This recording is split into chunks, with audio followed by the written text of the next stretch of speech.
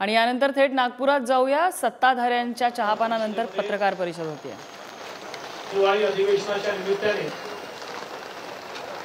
माननीय मुख्यमंत्र्यांच्या वतीने मी मनपूर्वक स्वागत करतो। उद्यापासून अधिवेशन सुरू होणार आहे आणि त्याच्या पूर्वसंध्येला आपण सर्व लोक एकत्रित आलो आहोत। आज महापरिनिर्वाण दिवस आहे। सकाळीच आम्ही चैत्यभूमीवर जाऊन भारतरत्न डॉक्टर बाबासाहेब आंबेडकरांना मानवंदना अर्पित केली आहे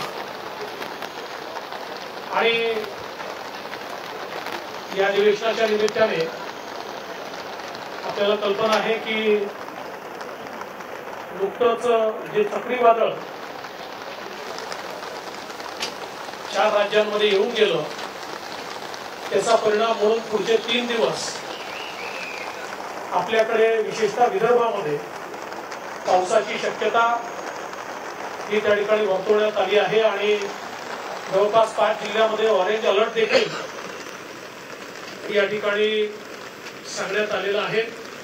आजच माननीय मुख्यमंत्री महोदयांनी सर्व यंत्रणेला सुसज्जित राहण्याचा सल्ला दिलेला आहे आणि त्यासोबत ज्या ज्या ठिकाणी अवकाळी पावसामुळे शेतकऱ्यांचं नुकसान झालंय किंवा होतंय त्या ठिकाणी कुठली वाट न पाहता पंचनामे करून जी काही नुकसान भरपाई आहे त्या संदर्भात राज्य सरकारकडे मागणी करण्याच्या संदर्भात देखील माननीय मुख्यमंत्र्यांनी आज प्रशासनाला निर्देश दिले आहेत।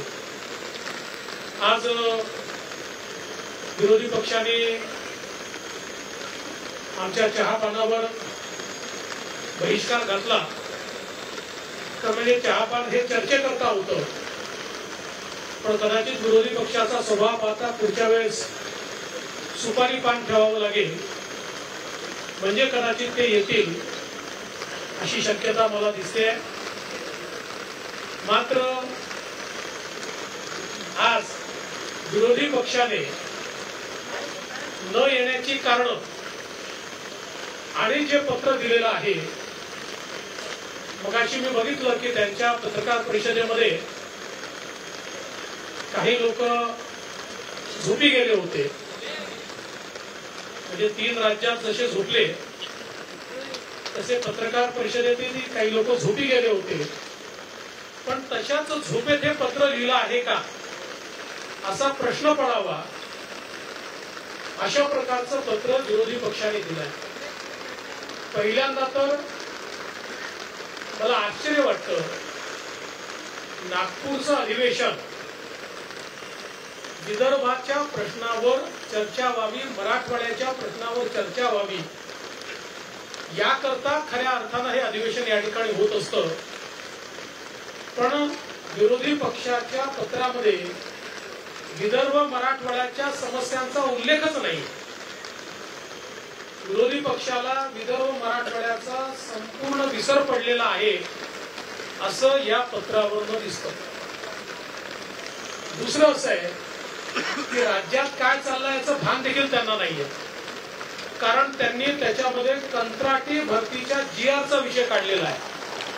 खरं म्हणजे सन्माननीय तत्कालीन मुख्यमंत्री उद्धवजी ठाकरे यांच्या सहीने निघालेला GR हा 1.5 महिन्यापूर्वी माननीय एकनाथरावजी शिंदे यांच्या सरकारने रद्द केला, हे देखील ज्या विरोधी पक्षाला माहिती नाही। ते विरोधी पक्षाची काय अवस्था आहे हे खरं म्हणजे आपण सगळ्यांनी हे बघितलं पाहिजे। अनेक विषय या ठिकाणी आहेत, विशेषतः आपण जर बघितलं तर राज्यावर कर्ज वाढताय वगैरे असे अनेक मुद्दे त्यांनी मांडले आहेत। आता दादा त्याच्या संदर्भात सांगतील। केवळ एकच आकडा जाणीवपूर्वक आपल्यापुढे ठेवतो की अर्थव्यवस्थेमध्ये किती वाढ झाली, तर 2013-14 साली आपला GSDP आपली अर्थव्यवस्था ही 16 लाख कोटीची होती। आज आपली अर्थव्यवस्था 35 लाख कोटीची झाली, म्हणजे गेल्या 10 वर्षामध्ये 2.5 पटीपेक्षा जास्त आपली अर्थव्यवस्था झालेली आहे। त्यामुळे मी कर्जाच्या संदर्भात या ठिकाणी सांगत नाही, दादा ती आकडेवारी आपल्याला सांगतीलच, पण मी एवढंच सांगू शकतो की आजही देशाच्या सगळ्या राज्यांच्या अर्थव्यवस्थेच्या तुलनेत असं म्हणणार नाही आम्ही श्रीमंत आहोत, पण बॅलन्स्ड अर्थव्यवस्था जर कोणाची असेल तर ती महाराष्ट्राची आहे, हे मात्र या ठिकाणी नमूद केलं पाहिजे. आज आमच्या विरोधी पक्षनेते वडेट्टीवार साहेबांनी एनसीआरबीच्या अहवालाचा देखील हवाला दिला.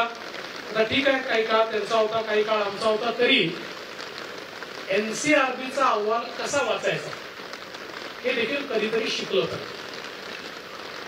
एनसीआरबी मध्ये एकूण गुन्हे कुठल्याही कॅटेगरीचे जे असतात प्रति लोकसंख्या हे किती आहे याच्या आधारावर त्याचं आकलन होत असतं.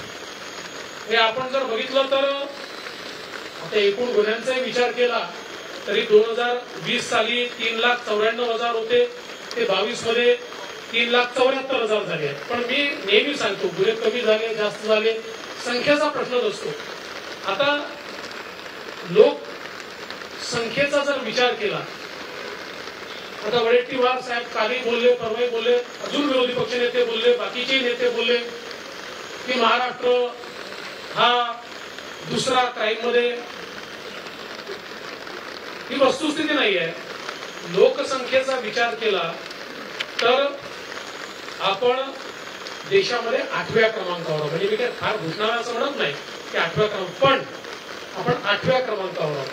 आपण जर खुनाचा विचार केला जो एक अतिशय महत्वपूर्ण गुन्हा मानला जातो तर त्यात महाराष्ट्र 17व्या क्रमांकावर आहे. आपण जर महिलांवरच्या गुन्ह्याचा विचार केला तर त्याच्यामध्ये देखील आपण राजस्थान ज्याची लोकसंख्या आपल्या अर्धी आहे तिथे 6,356 महिलांवरचे हल्ले वगैरे आहेत. ओरिसा जो अगदी छोटस राज्य आहे तिथे 4,333 आहे. एकूण सगळ्या राज्यांचं न सांगता त्याला सभागृहात सांगावंच लागेल. फक्त थोडं आमच्या विरोधी पक्ष नेत्यांना आधीच थोडी माहिती आमच्याकडून गेली पाहिजे म्हणून तुमच्या समोर सांगतोय, कारण किमान तुमच्या बातम्या पाहून किंवा वाचून ते योग्य प्रकारे त्या ठिकाणी सभागृहात मांडतील. तर त्यातही महाराष्ट्र हा 7व्या स्थानावर आहे.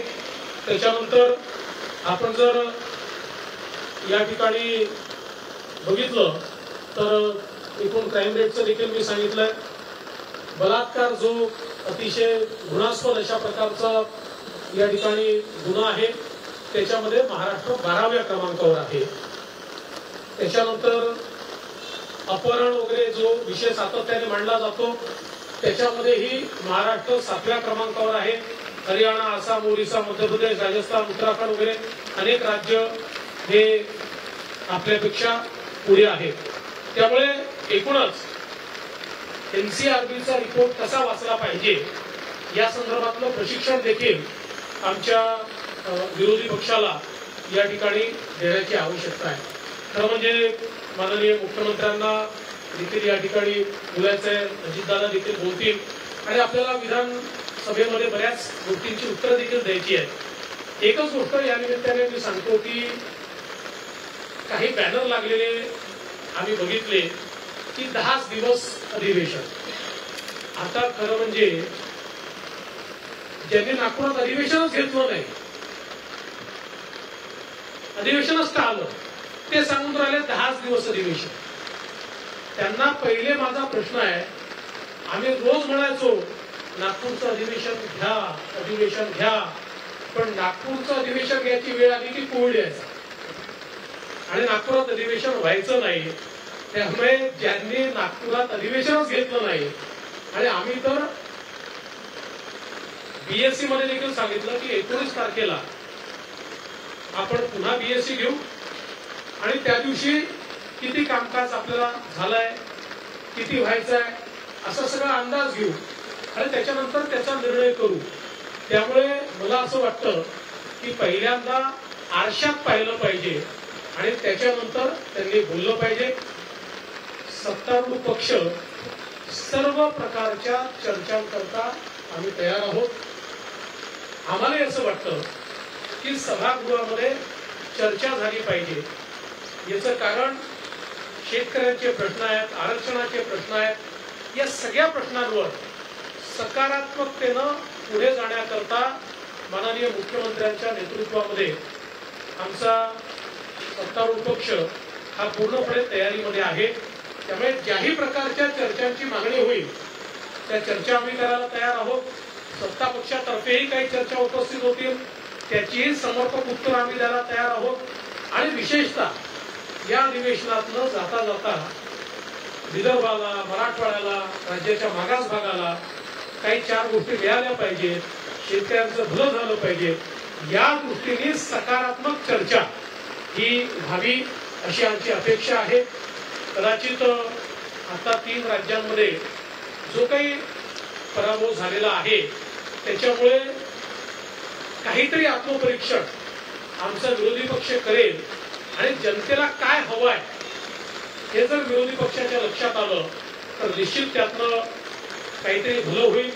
अन्यथा ईव्हीएम मुळे जिंकले, मग आता देशामध्ये दक्षिण विरुद्ध उत्तर भारत होत आहे, अशा प्रकारचे समाधान आपल्या मनाचं त्यांनी करून घेतलं तर याहीपेक्षा अधिक पानिपत त्यांचं येत्या लोकसभेमध्ये तसं तर होणारच आहे, पण याहीपेक्षा वाईट होईल. त्यामुळे मला असं वाटतं की निश्चितपणे विरोधी पक्षांनी आवश्यक ते सगळे प्रश्न उचलावे, पाहिजे तेवढा वेळ आम्ही त्याला देऊ, पाहिजे तेवढ्या चर्चा त्याच्यावर करू आणि महाराष्ट्राच्या हिताकरता सकारात्मक अशा प्रकारचे निर्णय या अधिवेशनामध्ये होतील हा विश्वास मी व्यक्त करतो आणि अजितदादांना विनंती करतो की त्यांनी या ठिकाणी विषय मांडावा.